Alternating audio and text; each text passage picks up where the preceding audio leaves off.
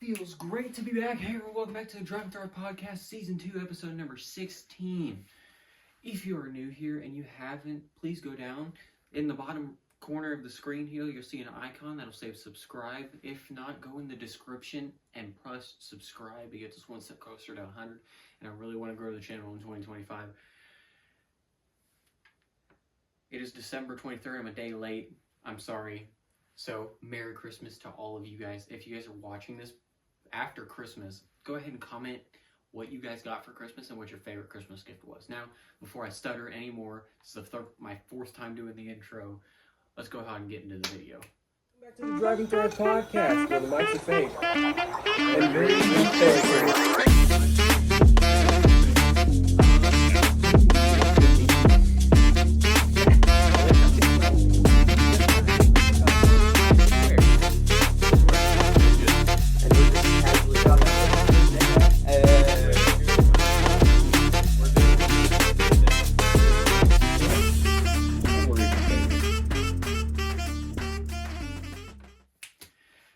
Back to the Driving Through Our Podcast, where the mics are fake, and I'm faker because I'm alone again. Hopefully, I won't be for the New Year's Eve episode, even though it won't be on New Year's Eve.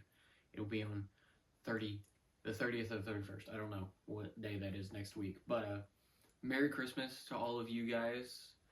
Had to come out represent with the Lakers Kobe Bryant jersey and the hat, you know, the Christmas Day jerseys.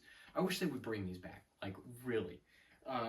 I need to get a Warriors Steph Curry one because, you know, Steph Curry's my boy. But Kobe Bryant, close in my heart. No, devastated when he died. But I thought I'd come on here and, you know, say Merry Christmas and thank you to all the people who have helped me out throughout the year. We went on a little hiatus in the middle of the year, had some downtime, but I've had a lot of people sit next to me and do videos with me this year. Ryan, Tanner, Brady, co-host Zaya, my friends from Votech, Sam, all of them. I'm happy that people sat down with me this year and got on the podcast. Makes me really happy. Thank you to everybody who supported the podcast, subscribed.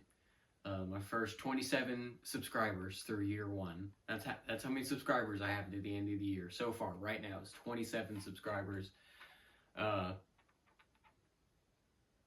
out to you guys. You know who you are. And I only know who a few of you are. We've had some great moments. And hopefully sometime mid-January, I can have a video compiled of the best of 2024. But obviously that takes a lot of going back. Watching the videos, editing, and it's going to take me a minute, so hopefully I can get back through that. It'll also have some bloopers in there from messed up intros or just me stuttering a lot, which we've done. I have many clips of me messing up intros, especially from the first 15 episodes of Season 2. Many funny moments, weird looks, stuff like that will be in these videos, but I'm trying to think of I've been trying to think of some Christmas stories that I have, and I don't really have any like Christmas stories, but I do have one, and it is not for kids, so if you are old enough, you can stay, but if you're a child, I recommend you leave unless you want your childhood ruined. But this is going to be the story of how I figured out Santa Claus isn't real. And I'm sorry if a child sees this and childhood is ruined for you. Santa Claus is totally real. I just believe that he's not. Okay? So, I don't know how old I was. I was young-ish. See, I was still living in West Plains. So, I was young. I don't know, 8, 9, 7, 8, 9, I don't know, one of those years. Christmas Eve, you know, at the house, you know, you're hyped, you can't sleep, like, you're ready to get going, head out the door, go get it, right? And so, like, I couldn't sleep all night. And it wasn't late, but, like, as a kid, like, you're taught to go to bed, not be up late. So, if, like, this was late for me. It was probably, like, midnight, 12:30, something like that. And, you know, I opened my bedroom door, and I can hear stuff out in the living room. And I'm like, oh my gosh, he's here, right? And so, like, I walk down the hallway as quietly as I possibly can. And it's a decent sized hallway, but I have to be careful because you can see, like, you could see all the way down the hallway from our living room, not where the tree was, but from our living room. Our house didn't have a chimney. It was a 1-story, originally 3-bed that we pushed to a 4-bed. Living room right at the front of the house. Everything was closed off, like, in separate rooms. Dining room and living room were connected, and then the kitchen was off in a different room. And the hallway connected the 3 main bedrooms to the house. Well, you could see the living room. You could see the whole hallway from the living room, but you couldn't see from where the tree was. So I very carefully walked all the way down the hallway, like 7, 8, 9 years old.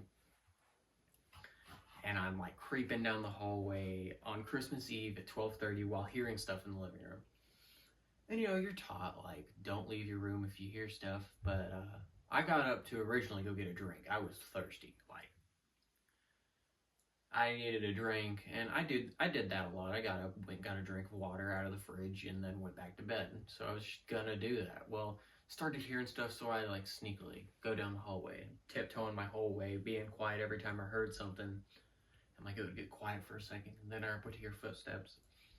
Well, I get to the end of the hallway, peek around the corner to see none other than my dad putting presents under the Christmas tree, and I'm just like, I just freeze for a second, and I don't know what to do, and I just sit there. And so I, like, slowly backpedal, and then the floor creaks, and I turn around and I run back to my bedroom. And shut my door as lightly as I can, get in bed, lay down. Dad comes in my bedroom, like, opens the door, like, creaks it open. Like, I hear him walk down the hallway, open my bedroom, creak it open, and look at me. And so, like, I sit there and I fake sleep it off. Like, he obviously heard me run down the hallway.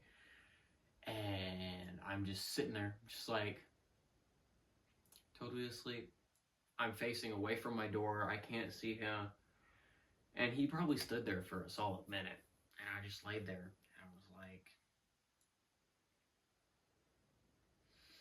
I'm asleep. Totally asleep. Don't worry about me. He eventually left. I didn't say anything.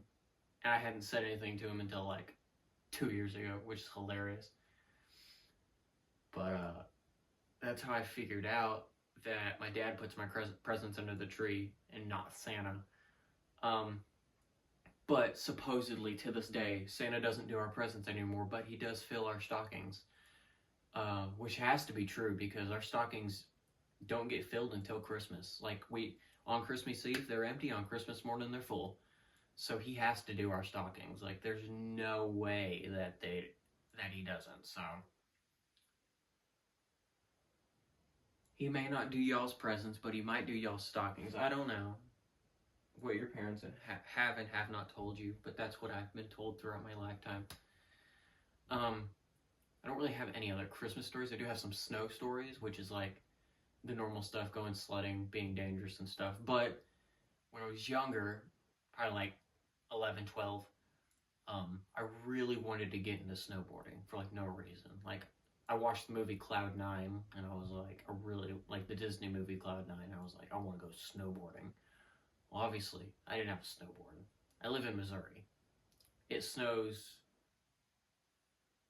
most of the time, but most of the time it doesn't snow thick enough that you could sled down it nicely. Well, one year it did. Like, I was 11 or 12, and it did. And Funny part was my sisters like did this whole like snow dance, like taped a penny to the back of their door, put a spoon, or no, put a penny under their pillow, spoon on the back of their door, wore their pajamas inside out, and then went to bed and woke up and it snowed outside, which was very, very odd to us. But it was crazy. And then snowed enough, and it was thick, so it was going to stay, and it was cold. So Dad takes, like, we go down the hill a couple times, flatten, compact the snow.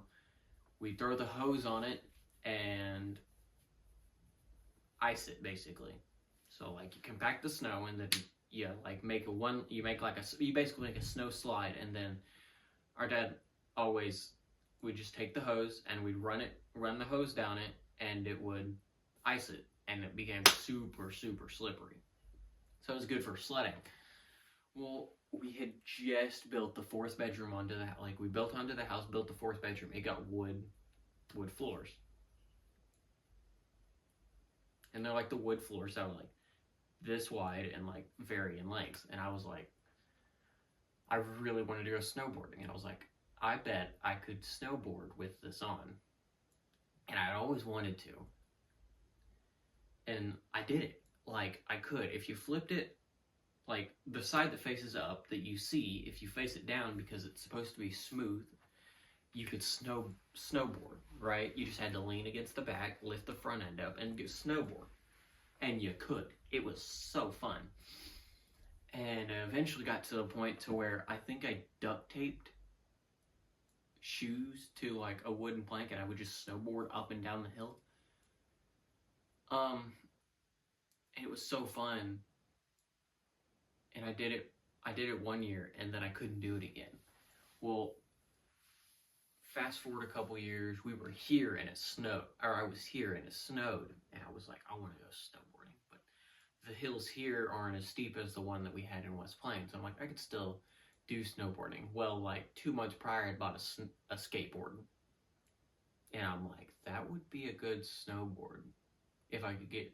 So I took the trucks off of it, the wheels, and went snowboarding, and it worked, but I didn't have the snow wasn't thick enough, it wasn't slip enough, the hills weren't big enough, and it just didn't work.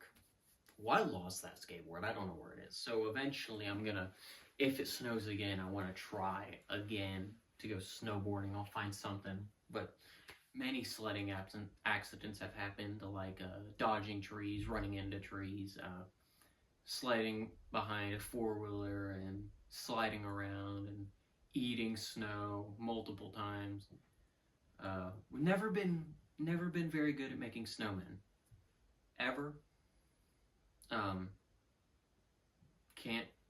We've never been great at it,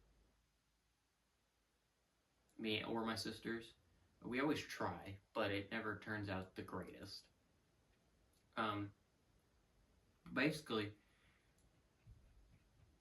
just realized I don't remember a lot about Christmas. I do remember, like, certain moments and aspects and stuff like that, but, like, for some reason I don't remember a whole lot. I just realized that. Oh, here's a great Christmas story. That happened here in this house when it was my grandma's house. So, for whatever reason, we're all here. All us grandkids are here at this house by ourselves. But keep in mind, this was a few years ago. I think there was an adult here. Braidlin was here. She was older. It's before I officially moved down here, when it was still Nana and Papa's house. And all us grandkids were here by ourselves, decorating the tree.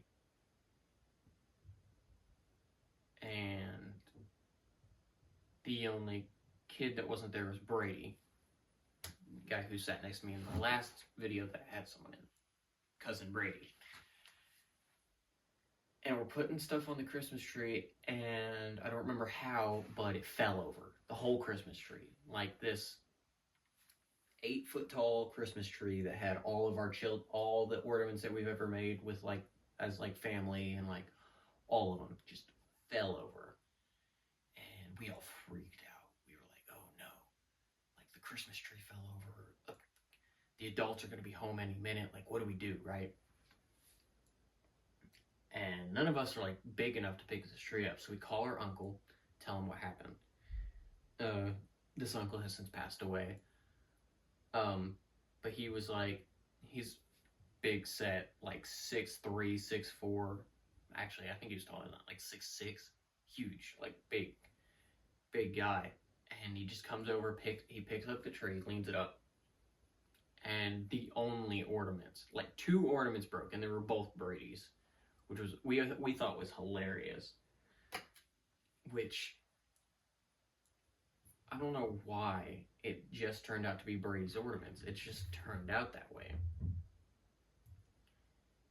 And it's the fact that like no one else's ornaments broke, just Brady's, and Brady was the only one that wasn't at the house. And then so he picks up the Christmas tree and then he just leaves. We sweep it up, and I don't think we told anyone, or at least not until now.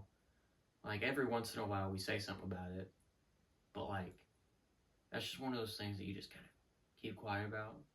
Don't tell your grandparents you knocked over the Christmas tree with all the grandchildren ornaments that are on it that have been being made for the last 20 years. Yeah, you don't say anything about that.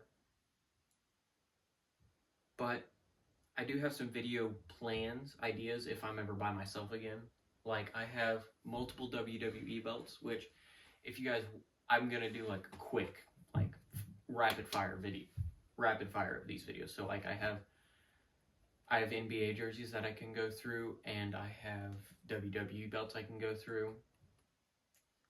And if you guys want to see those videos in depth, all of my WWE belt reviews are on my main channel. I'll link it in the description. And I have a video about my NBA jersey collection, which includes this. I don't want to do my NBA jersey collection. I thought about doing that for this video, but I don't want to do it until after Christmas because I might get more for Christmas, and I want to have all of my jerseys in it. Right now I have a total of 12. It's a lot, but I have 12. So we're gonna wait, pause for the time being, and we're gonna move on to the next video. So belt reviews, or if you want to see my belt collection and my NBA jersey collection, leave that in the comments below. This video, why don't you go ahead and leave in the comments below Merry Christmas. Just something simple, straight to the point. Merry Christmas, you filthy animal. If you haven't, go down, subscribe, like, share, comment, do all the things. Go check out the Instagram at Drive and Thrive Podcast on Instagram. Love you, appreciate you, Merry Christmas, and I'll see you next time. Deuces.